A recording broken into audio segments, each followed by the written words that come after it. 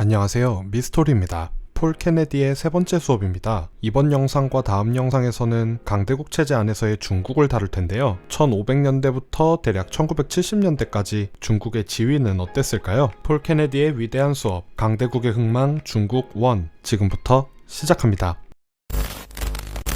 과거 유럽 국가들이 팽창주의 정책을 펼치기 전까지 세계의 최강국은 중국이었습니다. 영토나 인구, 경제력, 문화에서 가장 강한 국가였죠. 1500년대 이전 세계의 중심은 아시아에 있었는데요. 아시아 국가들이 유럽 국가들보다 더 발전할 수 있었던 이유는 더 크고 체계화된 관료 시스템과 경제력에 있습니다. 하지만 17세기에서 18세기, 중국은 강대국에서 멀어졌습니다. 같은 시기 유럽 제국주의 국가들이 동남아시아 국가들을 침략하고 통치할 때 중국은 침략을 받지는 않았지만 패권국에서 밀려나 있었습니다. 이후 19세기 중반 유럽 열강들은 아편 시장을 확대하길 원했고 곧 아편 무역이 유럽 무역 경제의 핵심으로 자리 잡게 되었습니다. 이로 인해 중국은 많은 고통을 받았죠. 설상가상으로 영국과 프랑스가 이끄는 유럽 열강들은 중국의 무역 한계방을 강요했습니다. 상하이항을 포함한 거대 항구들이 서구화된 무역 중심부로 변하게 되었죠. 서구 열강들은 중국 입장에서는 치욕스러운 요구들을 하게 됩니다. 무역항을 강제로 개방하게 하고 그 지역을 치해법권으로 인정하게 했죠. 그리고 자국 내 무역 통제권도 양도하게 했습니다. 이것은 경제적으로 완전한 침략이었죠. 18세기 산업혁명으로 인해 전 세계의 역사는 바뀌게 되었는데요. 산업혁명을 겪은 국가들의 생활 수준은 중국이나 인도보다 훨씬 높아졌고 생산량도 급증했죠. 아시아 국가들은 산업혁명을 먼저 이루지 못했기 때문에 서유럽의 약소국보다는 경제 규모가 컸지만 유지할 수가 없었죠. 반면에 서유럽이나 북미에서는 산업혁명을 겪지 못한 아시아 국가들을 아마 만만하게 느꼈을 겁니다. 19세기에서 20세기로 넘어오면서 서유럽 국가를 모델로 삼은 중국의 민족주의자들은 근대화된 중국을 만들기 위해 개혁을 주장했습니다. 하지만 이 시도들은 실패로 돌아가게 되고 중국은 더욱 뒤처져만 가게 되죠. 그 예로 중국은 1919년 국제연맹에 가입한 강대국 중 하나였지만 중국보다 더 근대화된 일본에게 많은 고통을 겪었습니다. 1894년 청일전쟁을 비롯한 일본의 중국 침략이 있었고 1920년대와 30년대 이후에는 본격적인 일본의 침략으로 많은 서름을 겪게 되죠. 이 시기는 우리 입장에서도 참을 수 없을 정도로 괴로운 시간이었지만 동아시아 역사에서는 빼놓을 수 없는 시기이기도 합니다. 근대화는 늦었지만 거대한 영토와 인구를 가진 중국과 작은 영토를 가졌지만 조직화된 근대화 국가 체계를 완성한 일본, 두 국가가 경쟁하던 시기였죠.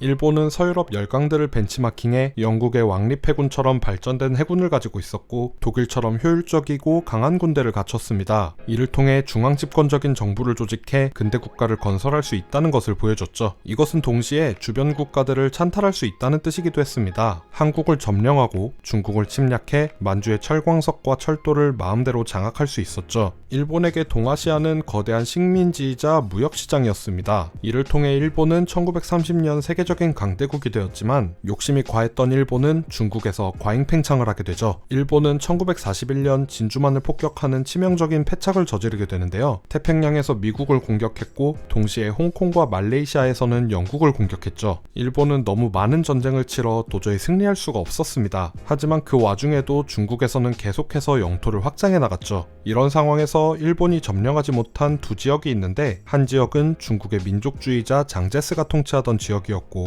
다른 지역은 마오쩌둥의 공산당이 통치하던 지역이었습니다. 두 지도자 모두 일본의 손아귀에서 자국을 지켜냈지만 그렇기 때문에 태평양 전쟁이 끝난 후 민족주의자들과 공산주의자들의 내전이 일어날 수밖에 없었죠. 전투는 중국 전역에서 벌어지게 됩니다. 제정 러시아에서 레닌이 승리했듯이 당시 더 효과적인 중앙집권적 통제 방식을 가진 공산당이 중국 내에서 승리하게 되었습니다. 그 결과 1949년 중화인민공화국이 수립되었고 민족주의자들은 중국을 탈출해 대만에서 중화민국을 수립했죠. 이후 세계 정세는 우리가 너무 잘 알다시피 한국전쟁이 일어났습니다. 1950년 중국 공산당과 북한은 남한을 침략했지만 유엔 연합군에 의해 격퇴당했죠. 여기엔 미군도 포함되는데 미군은 북한의 침략자들을 한반도에서 거의 몰아냈지만 중국 국경까지 접근한 것이 화근이 되었습니다. 기회를 노리고 있던 중공군이 직접 개입하게 되는 빌미를 주고 말았고 한반도에서의 전쟁은 길어졌죠. 우리나라는 큰 피해를 입었고 결국 절충된 평화를 얻는 합의에만 그치고 말았습니다. 1950년대에서 60년대 중국은 강대국이면서 동시에 강대국이 아니기도 했습니다. 유엔 안보리 상임이사국 중 하나였고 세계 100여 개 국가들과 수교를 맺으면서 동시에 다른 공산주의 국가들과 연대했죠. 국경을 지키는 문제에도 적극적이어서 새로 독립한 인도군과 국경선에서 충돌했습니다. 전 세계 모두가 중국은 상대하기 어려운 강대국이라고 인정했죠. 하지만 동시에 중국의 경제력은 서방 세계에 미치지 못했습니다. 마오쩌둥은 대약진 운동 등 볼셰비키 공산주의 방식의 경제 조치를 단행했지만 모두 실패로 돌아가면서 뒤처졌죠. 1970년대까지 중국은 경제 후진국이었습니다. 하지만 1979년 덩샤오핑의 등장으로 상황은 반전되었습니다. 덩샤오핑의 경제 전략은 성공적이었고 서서히 부상하게 된 중국 경제는 기술적으로 고도화된 군대를 유지할 만한 경제력을 갖추게 되었죠. 그리고 첨단 기술을 보유하게 되었고 세계 최대의 교역국으로 떠오르게 됩니다. 이로 인해 어마어마한 자본이 중국에 축적되었죠. 중국이 경제 성장을 하면서 전 세계에 고민거리가 하나 생겼습니다. 과연 중국이 세계 최강국에 오르게 되면 책임감을 가지고 다른 나라와 협상하고 양보할 줄 아는 강대국의 면모, 그러니까 따거 중국이 될 수 있을까요? 아니면 주변국을 위협하고 동아시아 전역에서 문제를 일으키는 공격적인 강대국이 될까요? 중국에 대한 이야기는 다음 시간으로 이어집니다. 그럼 오늘도 좋은 하루 되세요. 유바!